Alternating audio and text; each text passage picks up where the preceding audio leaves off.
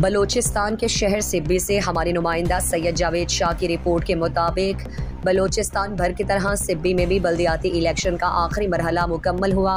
ज़िला काउंसिल सिब्बी के चेयरमैन और वाइस चेयरमैन का मैदान डोमकी ग्रुप ने मार डाला। सरदार ज़ादा मीर बजार खान डोमकी, चेयरमैन अमानुल्लाह मरी वाइस चेयरमैन मुंतखब। इससे कबल ज़िला काउंसिल सिब्बी के मुंतखब मेंबरान, जिनमें 14 यूनियन काउंसिल्स के चेयरमैनों और मखसूस नशस्तों पर कामयाब होने वाले काउंसलरान से returning officer assistant commissioner Sibi Ali Shah Abbasi ने हल्फ लिया।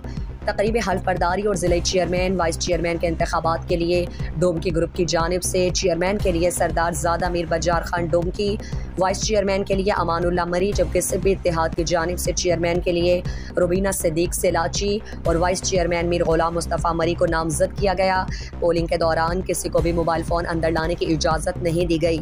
ज़िला काउंसिल मुंतखब वोटर की तादाद 22 हैं। डोमकी ग्रुप के नामजद उम्मीदवार सरदार ज़ादा मीर बजार खान डोमकी ने 17 और वाइस चेयरमैन अमानुल्लाह मरी ने 18 वोट लेकर कामयाबी हासिल की। इस मौके पर सिक्योरिटी के सख्त इंतजामात किए गए थे।